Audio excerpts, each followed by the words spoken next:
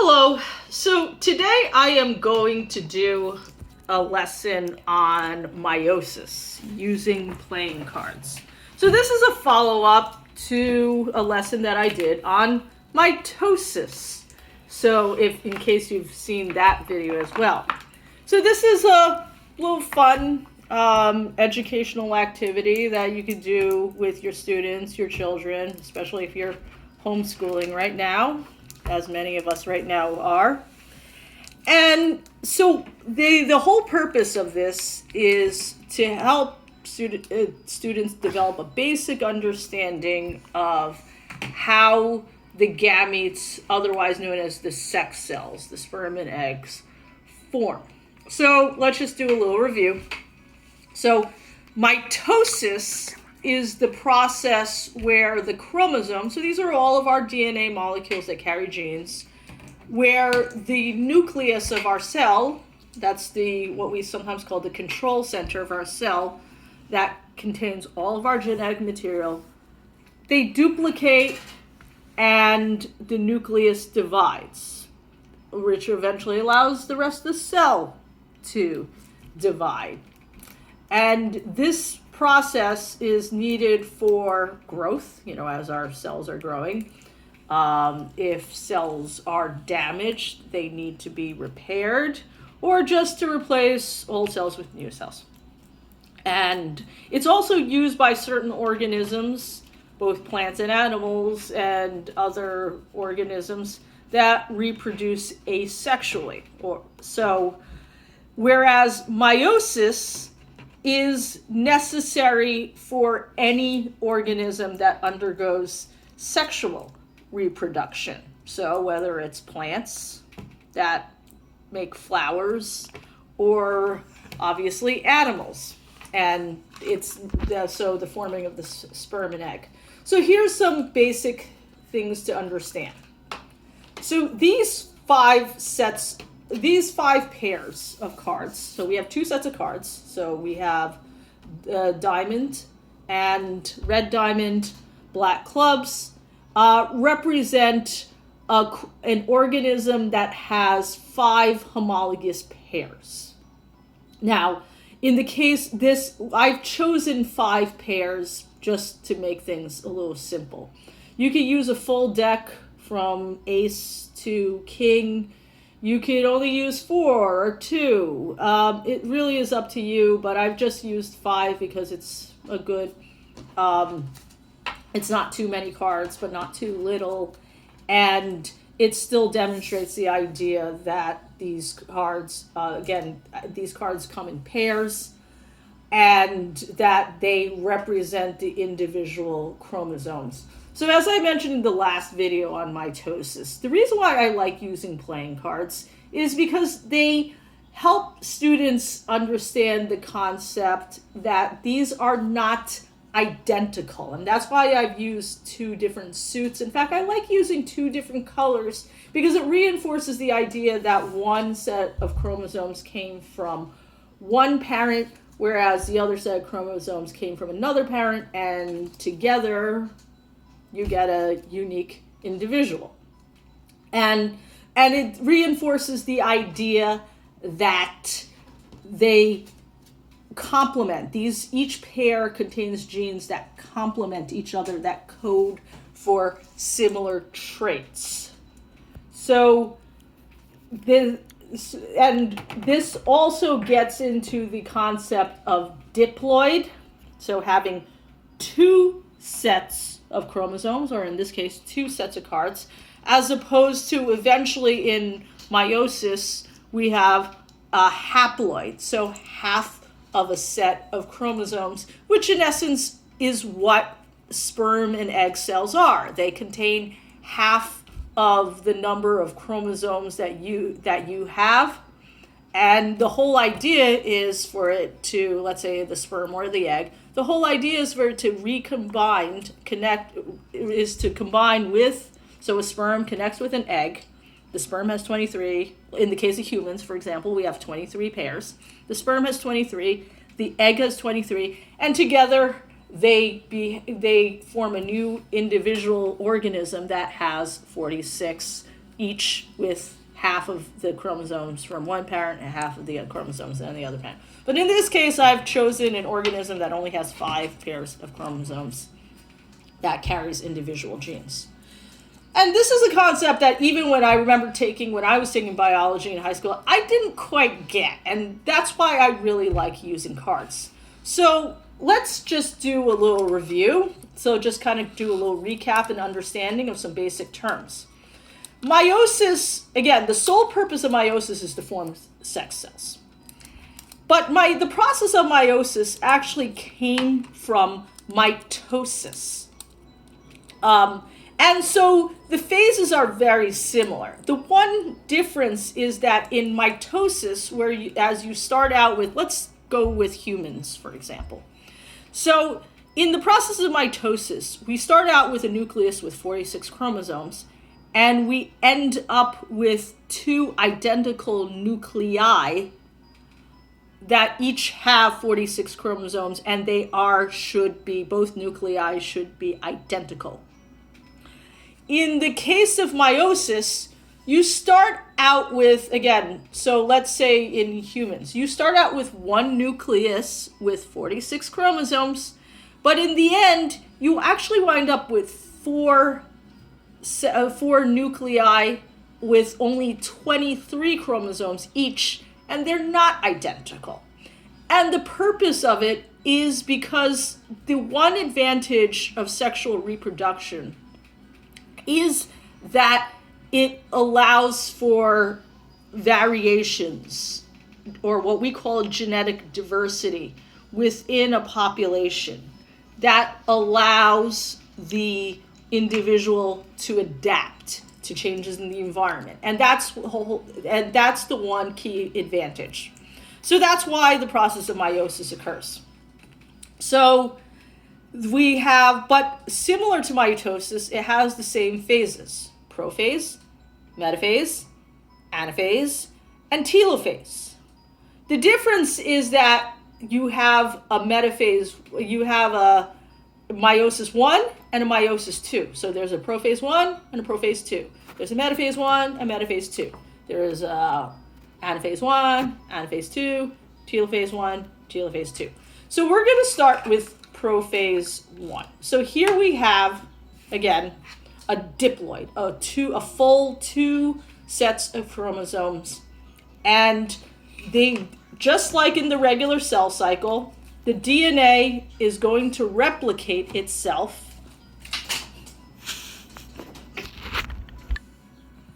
So you have 2 sets of, in the process of the cell cycle, the DNA goes through, it replicates itself, or makes copies of itself. And during prophase 1, and again, that happens during S phase. The actual replication of DNA happens during S phase, otherwise known, which stands for synthesis. And during the process of prophase 1, just like prophase in mitosis, what's happening is that the DNA is winding itself tightly. It's being tightly wounded into, we're not going to say chromosome yet, it's a chromatid, TID.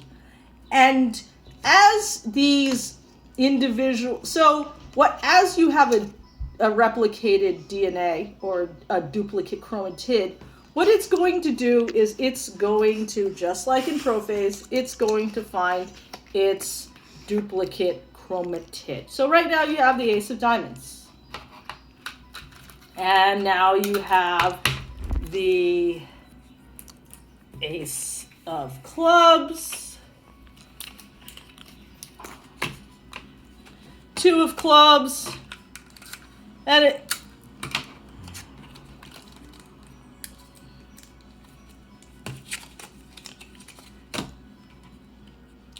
2 of diamonds,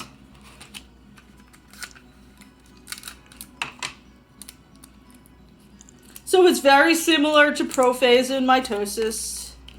Because remember, meiosis came out of mitosis. And it's going to be very similar to mitosis.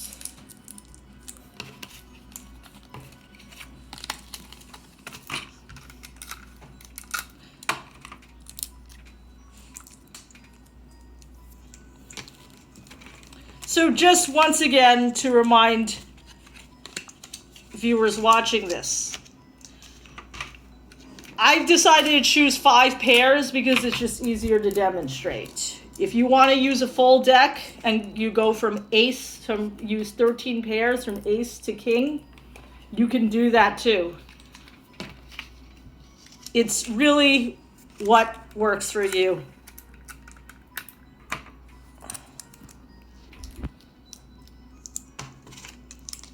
So the duplicates are matching themselves as we're gradually moving into late prophase 1. And eventually they are going to line themselves up for early metaphase 1. Just like in mitosis. So they're going to line up by their equatorial plane. And this time, so if you saw the mitosis video, I didn't really put them in any order because the reality is that when you look at the nucleus of a cell, they're really not placed in order. They're scattered about, but in this case, they have but as long as the duplicate chromatids are stuck together in the centromere. But in this case, it is important that we do line them up by their homologous pairs, because in the next phase of, so we're now in metaphase. They're aligned by their equatorial plane. They have their duplicate chromatids, and they are going to separate during anaphase. So, and just a reminder, the actual the actual tape is supposed to represent the centromeres, which keep the duplicate chromatids together. So here's where the difference goes from meiosis to mitosis, is that in the process of mitosis, what would happen is that the duplicate chromatids would just separate, so the twins would separate and go into each of the 2 piles. But in meiosis, it's different. What happens is that the homologous pairs, as they are lining up, randomly assort into 2 different piles. So let's say, for example, the 5 of diamonds and the 5 of clubs. Let's say we just randomly assort them and they go into 1 pile. So this is where it gets a little tricky. You just kind of have to move them around however you want to, and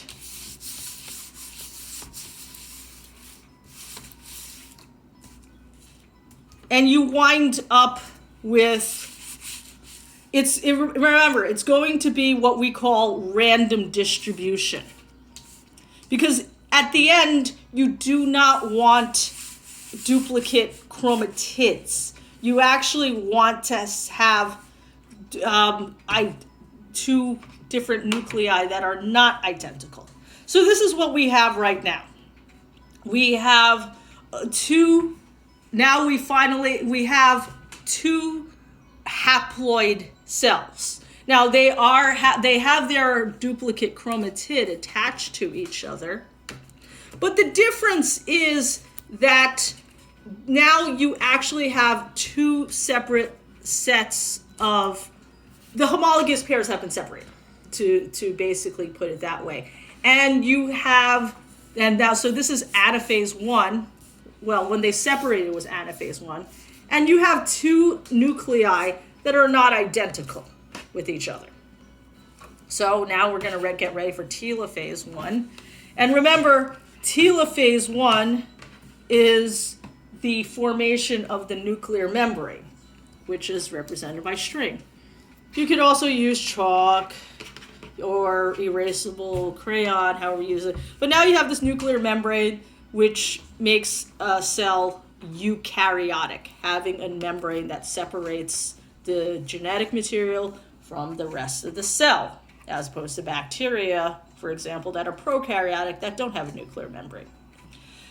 So now we're going to get ready for metaphase 2. Now, in the process of metaphase 2, which is also somewhat similar to mitosis, so the first thing that's going to happen is that this nuclear membrane is going to disintegrate. And this other nuclear membrane is going to disintegrate. And so now you have 2 haploid cells, but they have copies of each other. And just like in metaphase and anaphase, what's going to happen is that they're going to line up. And in this case, they actually don't need to line up by their homologous. Well, they're not even in their homologous pairs anymore. So they're going to line up by their equatorial plane. And what they're going to do, same thing. So this is metaphase 2. We're going to move to anaphase 2. And as we move into anaphase 2, what's going to happen is that the duplicate chromatids, so the twins, they're going to separate from each other and have 2 different piles.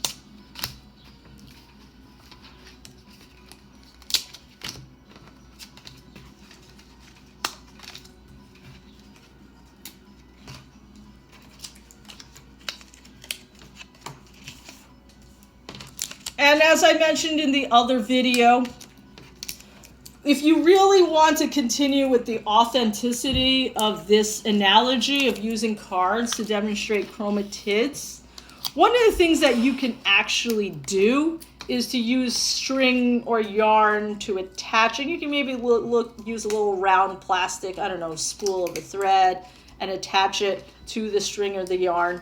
And that could actually represent the spindle fibers. So what you wound up with is 4 nuclei. It's a little harder with this table to demonstrate. But you have 4 individual nuclei. And we're going to have, again, the string represent the nuclear membrane that are, again, not identical. They should not be identical to each other. Yes, you'll have 2 individual nuclei that are similar to each other, and I'll explain that actually in this video too. But for the most part, you wind up with 46 chromosomes in the case of, let's say, humans. But let's say this one. In the case of this organism, you started out with 10 chromosomes, and in the end, you wound up with 4 nuclei with 5 chromosomes in each, and they're not identical to each other, nor should they be, because again, the whole purpose of sexual reproduction is to create genetic variation within the population. You don't want to create a clone of yourself. In fact, you want to create a new individual organism, a new individual being that has a unique set of genes. So here's some limitations to this activity, which you can actually, if you really want to kind of get creative with this. One of the problems with this lesson is it doesn't demonstrate the process of chiasmata, or crossover, where sometimes during the process of metaphase 1, for example, when the chromatids are actually lined up by their pairs, often the chromatids will exchange genetic material with each other. And that actually allows for even more genetic variation, which is why all four of these nuclei are usually not identical to each other at all. And so there is actually some variation among all of these four cells. So one of the ways you could do it if you really want to demonstrate chiasmata is to maybe cut a little piece of the card from one, so let's say from the 5 of diamonds, and then cut another one from the 5 of clubs, and then switch places, swap those little individual fragments and tape them together. You can demonstrate chiasmata that way. That is a discussion to show some of the limitations of this activity, but if you really want to kind of preserve the authenticity of this activity, you can do that too. So I hope I gave you a fun activity that helps students develop a better understanding of, again, meiosis, homologous pairs, diploid, haploid, and really why do we have sex cells and how do sex cells form. Thank you for watching. Bye-bye.